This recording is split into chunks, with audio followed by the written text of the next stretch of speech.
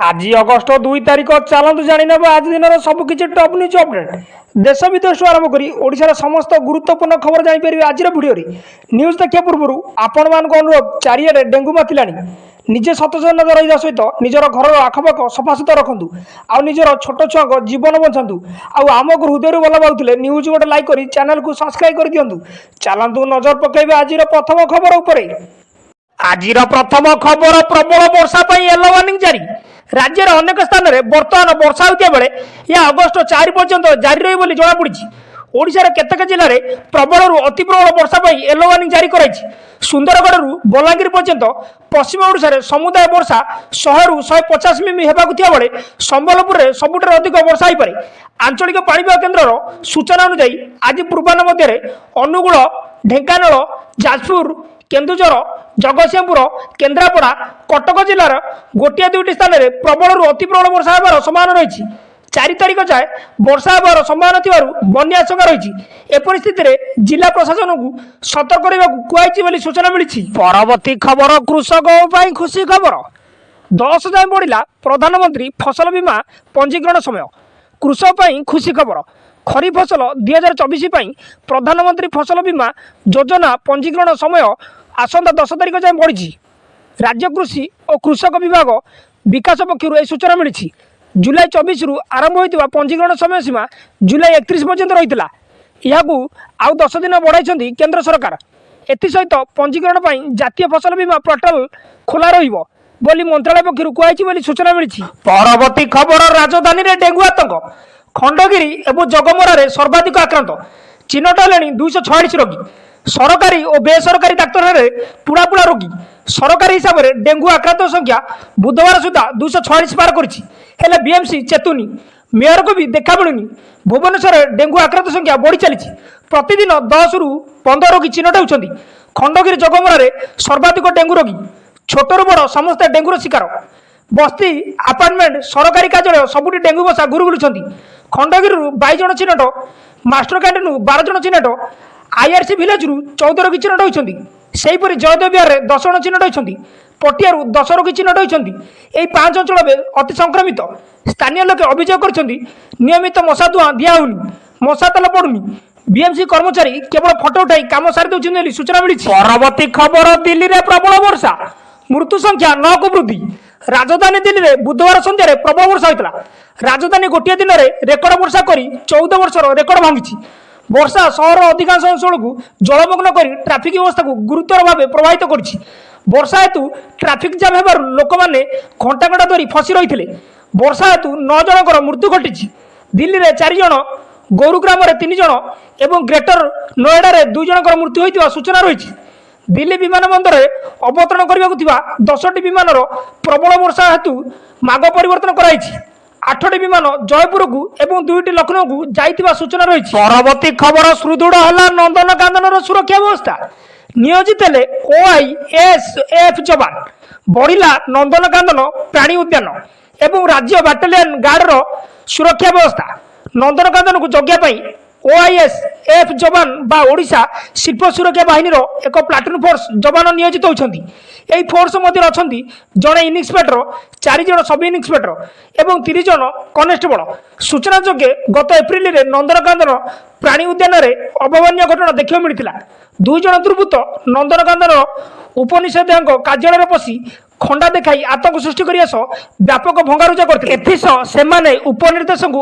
आक्रमण उद्यम करते यापर पुलिस मामला रुजु कर 2 अभियुक्त को गिरफ्त करता एने जुलाई 30 तारिख में नंदनकानन एवं ओआईएसएफ मध्य गोटे एमयू स्वाक्षरित होता एमयू अनुसार आज फोर्स सुरक्षा दायित्व नियोजित होती सूचना मिली। परवर्ती खबर लुहा कोहर भासुची केरल 300 मुहा मृत्यु संख्या 200 ରୁ अधिक निखोज केरल वानाडा भूस्खलन में 300 मुहा मृत्यु संख्या एवं भी 200 ରୁ अधिक पता मिलूनी केरल बुलिया जाई प्राण हर ओडिया डाक्तर विष्णु प्रसाद चिन्नार मृतदेह उद्धार होती गुरुतर अवस्था चिकित्साधीन अच्छा पत्नी प्रियदर्शिनी पाल सेपटे डाक्तर स्वाधीन पंडा को खोज खबर मिलुन बेले ଝାରସୁଗୁଡ଼ାର ଶିକୁତି ମହାପାତ୍ର ଏବେ ବି ଭେଣ୍ଟିଲେଟର ଅଛନ୍ତି।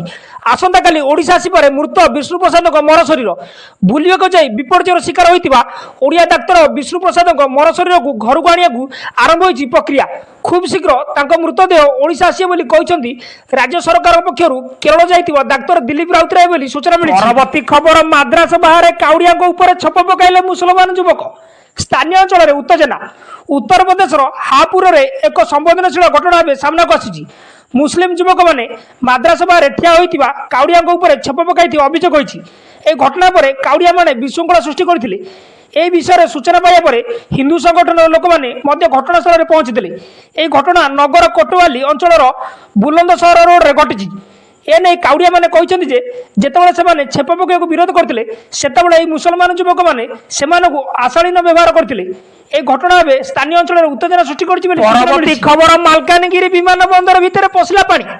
বুড়ি রয়েছে রনওয়ে, টর্মিনাল ও এয়ারপোর্টକୁ সংযোগ করুଥିବା মুখ্য রাস্তা। মালকানগিরি বিমানবন্দর ভিতরে পশিলা পানি। বর্ষা পানিরে বুড়ি রয়েছে রনওয়ে, টর্মিনাল ও এয়ারপোর্টକୁ সংযোগ করুଥିବା মুখ্য রাস্তা। পাহাড় কাটি উচ্চ স্থাନରେ বিমানবন্দর କରାଯାଇଥିବା ବେଳେ ସେଠାରେ ପାଣି ଜମିବା ନେଇ ପ୍ରଶ୍ନବାଚୀ ସୃଷ୍ଟି ହୋଇଛି। গত কিছু দিন ধরি মালকানগিরি জেলার লগাণ বর্ষা জারি রয়েছে বেড়ে উবুটি হচ্ছে সমগ্র মালকানগিরি জেলা, যেহেতু বাদ পড়ি না মালকানগিরি বিমানবন্দর। ହେଲେ ପାହାଡ଼ କାଟି ଉଚ୍ଚ ସ୍ଥାନରେ ବିମାନବନ୍ଦର କରାଯାଇଥିବା ବେଳେ ସେଠାରେ ପାଣି ଜମିବା ନେଇ ଏବେ ନାନା ପ୍ରଶ୍ନ ସୃଷ୍ଟି ହୋଇଛି। ମାତ୍ର 1.5 ବର୍ଷ ଭିତରେ ଏହି ବିମାନବନ୍ଦର ତିଆରି କରାଯାଇଥିବା ବେଳେ ଜାନୁଆରୀ 9 ତାରିଖ ଦିନ ପୂର୍ବତନ ମୁଖ୍ୟମନ୍ତ୍ରୀ ନବୀନ ପଟ୍ଟନାୟକ ଏହାକୁ ଲୋକାର୍ପଣ କରିଥିଲେ। ତେବେ ସମସ୍ତଙ୍କୁ ଧ୍ୟାନ ନ ଦେଇ ଅତି ତରବରିଆ ଭାବେ ଏହି ବିମାନବନ୍ଦର ତିଆରି କରିଥିବାରୁ ବର୍ତ୍ତମାନ ଏପରି ଅବସ୍ଥା ଉପୁଜିଥିବା ମାଲକାନଗିରି ଜିଲ୍ଲାବାସୀ କହିଛନ୍ତି ବୋଲି ସୂଚନା ମିଳିଛି। ପରବର୍ତ୍ତୀ ଖବର, ଖସୁଛି ହୀରାକୁଦ ଜଳସ୍ତର। ରାଜ୍ୟରେ ନାହିଁ ବନ୍ୟା ପରିସ୍ଥିତି। ଆଗାମୀ 3-4 ଦିନ ଯାଏ ବନ୍ୟା ଆଶଙ୍କା ନାହିଁ ବୋଲି ତଥାପି ରାଜ୍ୟ ସରକାର ନଜର ରଖିଛନ୍ତି। ମୟୂରଭଞ୍ଜରେ ପ୍ରବଳ ବର୍ଷା ହୋଇଛି, ଏଥିପାଇଁ ବୁଢ଼ାବଳଙ୍ଗ ଜଳସ୍ତର ବଢ଼ୁଛି। ଏବେ ବୁଢ଼ାବଳଙ୍ଗ ଜଳସ୍ତର 2.1 ମିଟର ରହିଛି। ସେପଟେ ଜଳକା ନଦୀର ଜଳସ୍ତର ଏବେ ଖସୁଛି। ହୀରାକୁଦ ଉପରମୁଣ୍ଡରେ 20 ମିଲିମିଟର ବର୍ଷା ହୋଇଛି, ଯେଉଁଥିପାଇଁ 1,50,000 କ୍ୟୁସେକ୍ ଜଳ ପ୍ରବେଶ କରୁଛି। 2,50,000 କ୍ୟୁସେକ୍ ଜଳ ନିଷ୍କାସିତ ହେଉଛି ବୋଲି ସୂଚନା ଦେଇଛନ୍ତି ଜଳ ସମ୍ପଦ ସର୍ବୋଚ୍ଚ ଯନ୍ତ୍ରୀ ଭକ୍ତରଞ୍ଜନ ମହାନ୍ତି। ସେ ଆହୁରି ମଧ୍ୟ କହିଛନ୍ତି ବର୍ତ୍ତମାନ ହୀରାକୁଦ ଜଳଭଣ୍ଡାର ଜଳସ୍ତର 609 ଫୁଟ ରହିଛି। ଏପର୍ଯ୍ୟନ୍ତ ବିପଦ ସଂକୁଳ ସ୍ଥିତି କିମ୍ବା କୌଣସିଠାରେ ଘାଇ ନେଇ କିଛି ଖବର ମିଳିନି। ମାଲକାନଗିରିରେ ଡବଲ ମାତ୍ରାରେ ବର୍ଷା ହୋଇଛି, ତେଣୁ ଫ୍ଲାସ୍ ଫ୍ଲଡ୍ ପରି ସ୍ଥିତି ଉପୁଜିଥିଲା। ମୁଣ୍ଡୁଳିରେ ବର୍ତ୍ତମାନ 4,20,000 କ୍ୟୁସେକ୍ ଜଳ ପ୍ରବାହିତ ହେଉଛି, ତେଣୁ ମହାନଦୀରେ ବନ୍ୟା ପରିସ୍ଥିତି ନାହିଁ ବୋଲି କହିଛନ୍ତି ଭକ୍ତରଞ୍ଜନ ମହାନ୍ତି ବୋଲି ସୂଚନା ମିଳିଛି। ଖବର, ଭାଇଜାନଙ୍କୁ ମାରିବା ପାଇଁ ଲରେନ୍ସ ବିଷ୍ଣୋଇ 20 ଲକ୍ଷ ଟଙ୍କା ଦେଇଥିଲେ ଗୁଣ୍ଡାମାନଙ୍କୁ। ଚଳିତ ବର୍ଷ ଏପ୍ରିଲ ମାସରେ ସଲମାନ ଖାନଙ୍କ ଘରେ ଘଟିଥିବା ଗୁଳି ବିନିମୟରେ ପ୍ରତିଦିନ ନୂଆ ଖୁଲାସା ହେଉଛି। ଭାଇଜାନଙ୍କ ଗାଲାକ୍ସି ଆପାର୍ଟମେଣ୍ଟ ବାହାରେ ଗୁଳି ଚଳାଇଥିବା ଏହି ହାଇ ମାମଲାକୁ ନେଇ ମୁମ୍ବାଇ ପୁଲିସ ବର୍ତ୍ତମାନ ଏକ ବଡ଼ ଖୁଲାସା କରିଛି।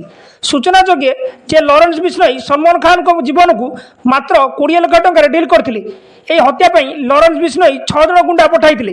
ସଲମାନ ଖାନଙ୍କ ଘର ବାହାରେ ଗୁଳି ବିନିମୟରେ ଅନେକ ଅଭିଯୁକ୍ତ ଗିରଫ କରାଯାଇଛି ଏବଂ ତଦନ୍ତ ଚାଲିଛି। ଏହି ମାମଲାରେ ଗୋଟିଏ ପରେ ଗୋଟିଏ ଖୁଲାସା ମଧ୍ୟ କରାଯାଉଛି। ବର୍ତ୍ତମାନ ମୁମ୍ବାଇ କ୍ରାଇମବ୍ରାଞ୍ଚ ଚାର୍ଜସିଟ୍ରୁ ଜଣାପଡ଼ିଛି ଯେ ଲରେନ୍ସ ବିଷ୍ଣୋଇ ସଲମାନ ଖାନଙ୍କ ଜୀବନ ପାଇଁ 20 ଲକ୍ଷ ଟଙ୍କା ଡିଲ୍ କରିଥିଲେ ବୋଲି ସୂଚନା ମିଳିଛି। ପରବର୍ତ୍ତୀ ଖବର, ଏଣିକି ଉତ୍ତରପ୍ରଦେଶରୁ ଓଡ଼ିଶା ଆସିବ ଆଳୁ। ସୂଚନା ଦେଲେ ଯୋଗାଣ ମନ୍ତ୍ରୀ କୃଷ୍ଣ ପାତ୍ର। ଉତ୍ତରପ୍ରଦେଶରୁ ଓଡ଼ିଶା ଆସିଲା ଆଳୁ, ଆଗକୁ ମଧ୍ୟ ଉତ୍ତରପ୍ରଦେଶରୁ ଆଳୁ ଆସିବ। ପଶ୍ଚିମବଙ୍ଗରୁ ଆଳୁ ଆସିବା ଧୀରେ ଧୀରେ ବନ୍ଦ ହେବ। ଯୋଗାଣ ମନ୍ତ୍ରୀ କୃଷ୍ଣ ପାତ୍ରଙ୍କ ସୂଚନା। ବ୍ୟବସାୟ ସଂଘ ସହ ସରକାରଙ୍କ ଆଲୋଚନା। ଉତ୍ତରପ୍ରଦେଶରୁ ଉନ୍ନତମାନର ଆଳୁ ଆସିବ। ପଶ୍ଚିମବଙ୍ଗର ସୀମା ପୂର୍ବରୁ ଆଳୁ ଗାଡ଼ିକୁ ଅଟକାଇ ଯାଇଛି। ସବୁ ଗାଡ଼ିରୁ 30ରୁ 40,000 ଟଙ୍କା ଆଦାୟ କରୁଛନ୍ତି। ଏହାର ବିରୋଧ କଲେ ବ୍ୟବସାୟୀଙ୍କୁ ମାଡ଼ ମାରୁଛନ୍ତି। ପଶ୍ଚିମବଙ୍ଗ ପୁଲିସ ଓ ଗୁଣ୍ଡା ଶ୍ରେଣୀର ଲୋକ ଏପରି କରୁଥିବା କହିଛନ୍ତି ମନ୍ତ୍ରୀ ବୋଲି ସୂଚନା। ପରବର୍ତ୍ତୀ ଖବର, ଏୟାର ଇଣ୍ଡିଆ ଏକ୍ସପ୍ରେସ ପକ୍ଷରୁ ଭୁବନେଶ୍ୱର ହାଇଦ୍ରାବାଦ ସିଧାସଳଖ ବିମାନ ସେବାର ଶୁଭାରମ୍ଭ। ଭୁବନେଶ୍ୱର ଓ ହାଇଦ୍ରାବାଦ ମଧ୍ୟରେ ସିଧାସଳଖ ବିମାନ ସେବାର ଶୁଭାରମ୍ଭ କରାଯାଇଛି। ଏଥିସହିତ ଏୟାର ଇଣ୍ଡିଆ ଏକ୍ସପ୍ରେସ ଏବେ ଭୁବନେଶ୍ୱରରୁ 7ଟି ସ୍ଥାନ ଏବଂ ହାଇଦ୍ରାବାଦରୁ 19ଟି ସ୍ଥାନ ସହ ଯୋଡ଼ିଛି। ଦୈନିକ ଏୟାର ଇଣ୍ଡିଆ ଏକ୍ସପ୍ରେସ ବିମାନ ହାଇଦ୍ରାବାଦରୁ 5:55 ଛାଡ଼ିବ ଓ ଭୁବନେଶ୍ୱରରେ 7:20 ପହଞ୍ଚିବ। ସେହିପରି ଭୁବନେଶ୍ୱରରୁ 8:20 ଛାଡ଼ିବ ଓ ହାଇଦ୍ରାବାଦରେ 9:45 ପହଞ୍ଚିବ। ଏହି ସମ୍ପ୍ରସାରଣ ସହିତ ଏୟାର ଇଣ୍ଡିଆ ଏକ୍ସପ୍ରେସ ଏବେ ଭୁବନେଶ୍ୱରରୁ ବାଙ୍ଗାଲୋର, ଚେନ୍ନାଇ, ଦିଲ୍ଲୀ, ହାଇଦ୍ରାବାଦ, କୋଲକାତା, ମୁମ୍ବାଇ ଏବଂ ପୁନେ ଭଳି 7ଟି ଗନ୍ତବ୍ୟସ୍ଥଳକୁ ସିଧାସଳଖ ବିମାନ ସେବା ପ୍ରଦାନ କରୁଛି ବୋଲି ସୂଚନା ମିଳିଛି। ପରବର୍ତ୍ତୀ ଖବର, କେରଳର ମୃତ୍ୟୁର ତାଣ୍ଡବ ଦେଖି କାନ୍ଦିଲେ ରାହୁଲ ଗାନ୍ଧୀ। ଭୂସ୍ଖଳନର ଗୋଟିଏ ଦିନ ପରେ ୱାନାଡା ଗସ୍ତ କରିଛନ୍ତି କଂଗ୍ରେସ ସାଂସଦ ରାହୁଲ ଗାନ୍ଧୀ। ପ୍ରଭାବିତ ଲୋକଙ୍କୁ ଭେଟିବା ସହ ସ୍ଥିତିର ଅନୁଧ୍ୟାନ କରିଛନ୍ତି। ଏହି ସମୟରେ ତାଙ୍କ ସହ ଭଉଣୀ ପ୍ରିୟଙ୍କା ଗାନ୍ଧୀ ମଧ୍ୟ ଉପସ୍ଥିତ ଦେଖିବାକୁ ମିଳିଛି। ପ୍ରଭାବିତ ଲୋକଙ୍କୁ ଭେଟିବା ପରେ ଗଣମାଧ୍ୟମକୁ ପ୍ରତିକ୍ରିୟା ଦେଇ ରାହୁଲ ଗାନ୍ଧୀ କହିଛନ୍ତି, ୱାନାଡା କେରଳ ଏପରି ଦେଶ ପାଇଁ ଏହା ଏକ ଅତ୍ୟନ୍ତ ଦୁଃଖଦାୟକ ଘଟଣା। ଅନେକ ଲୋକ ନିଜର ପରିବାର ସଦସ୍ୟଙ୍କୁ ହରାଇଛନ୍ତି, କିଏ ଘର ହରାଇଛି ତ ଆଉ କିଏ ପ୍ରିୟଜନକୁ ହରାଇଛନ୍ତି। ଏସବୁ ଦେଖିବା ଆମ ପକ୍ଷେ ଖୁବ୍ କଷ୍ଟଦାୟକ। କ୍ଷତିଗ୍ରସ୍ତ ଲୋକଙ୍କୁ ସହାୟତା କରିବା ପାଇଁ ଆମେ ପ୍ରତିଶ୍ରୁତି ଦେଉଛୁ। ଡାକ୍ତର, ନର୍ସ, ପ୍ରଶାସନ, ସ୍ୱେଚ୍ଛାସେବୀ ଏବଂ ଉଦ୍ଧାରକାରୀ ଟିମ୍କୁ ଧନ୍ୟବାଦ ଦେବାକୁ ଚାହୁଁଛି ବୋଲି ରାହୁଲ ଗାନ୍ଧୀ କହିଛନ୍ତି ବୋଲି ସୂଚନା ମିଳିଛି। ଖବର ଏଣିକି ଓଡ଼ିଆ ଭାଷାରେ ପଞ୍ଚାୟତ, ବ୍ଲକ ଓ ଥାନାରେ ହେବ ସରକାରୀ ଫାଇଲ କାମ। ରାଜ୍ୟରେ ବିଜେପି ସରକାର ଓଡ଼ିଆ ଭାଷାରେ ସରକାରୀ ନଥିପତ୍ର କାର୍ଯ୍ୟ କରିବା ପାଇଁ କଡ଼ା ଆଭିମୁଖ୍ୟ ପୋଷଣ କରିବା ପରେ ଏବେ ସରକାରୀ ସ୍ତରରେ ତତ୍ପରତା ଦେଖାଇଛି। ଏଣିକି ଥାନା, ଗ୍ରାମ ପଞ୍ଚାୟତ ସମିତି, ବ୍ଲକ, ଜିଲ୍ଲା ପରିଷଦ, ଜିଲ୍ଲାସ୍ତରୀୟ କାର୍ଯ୍ୟାଳୟଗୁଡ଼ିକରେ ଓଡ଼ିଆ ଭାଷାରେ ନଥିପତ୍ର କାର୍ଯ୍ୟ ହେବ। ମୁଖ୍ୟମନ୍ତ୍ରୀ ମୋହନ ଚରଣ ମାଝୀଙ୍କ ନିର୍ଦ୍ଦେଶ ପରେ ପଞ୍ଚାୟତିରାଜ ବିଭାଗ ପକ୍ଷରୁ ସମସ୍ତ ଜିଲ୍ଲାପାଳଙ୍କୁ ଏନେଇ ନିର୍ଦ୍ଦେଶନାମା ଜାରି ହୋଇଛି ବୋଲି ସୂଚନା। ପରବର୍ତ୍ତୀ ଖବର, ଭାରତକୁ ତୃତୀୟ ପଦକ। କାଂସ୍ୟ ପଦକ ଜିତି ଇତିହାସ ରଚିଲେ ସ୍ୱପ୍ନିଲ। ପ୍ୟାରିସ୍ ଅଲିମ୍ପିକ୍ସରେ ଭାରତକୁ ମିଳିଲା ତୃତୀୟ ପଦକ। ଭାରତୀୟ ସୁଟର ସ୍ୱପ୍ନିଲ କୁସାଲ କାଂସ୍ୟ ପଦକ ଜିତିଛନ୍ତି। ଏହା ପୂର୍ବରୁ ମନୁ ଭାକର 10 ମିଟର ଏୟାର ପିସ୍ତଲରେ କାଂସ୍ୟ ପଦକ ଜିତିଥିଲେ। ସ୍ୱପ୍ନିଲ ପୁରୁଷ 50 ମିଟର ରାଇଫଲ 3 ପୋଜିସନର ଫାଇନାଲରେ 451 ପଏଣ୍ଟ ସହିତ ତୃତୀୟ ସ୍ଥାନ ହାସଲ କରି କାଂସ୍ୟ ପଦକ ଜିତି ଇତିହାସ ରଚିଛନ୍ତି ବୋଲି ସୂଚନା ମିଳିଛି। ନ୍ୟୁଜ୍ଟି ଏଇଠି ସମାପ୍ତ ହୋଇଛି। ନ୍ୟୁଜ୍ଟି ଭଲ ଲାଗିଥିଲେ ନ୍ୟୁଜ୍ ଗୋଟେ ହୃଦୟରୁ ଲାଇକ୍ କରି ଚ୍ୟାନେଲକୁ ସବସ୍କ୍ରାଇବ୍ କରିଦିଅନ୍ତୁ। ଆଉ ପାଖରେ ଥିବା ବେଲ୍ ଆଇକନ୍କୁ ପ୍ରେସ୍ କରିଦିଅନ୍ତୁ।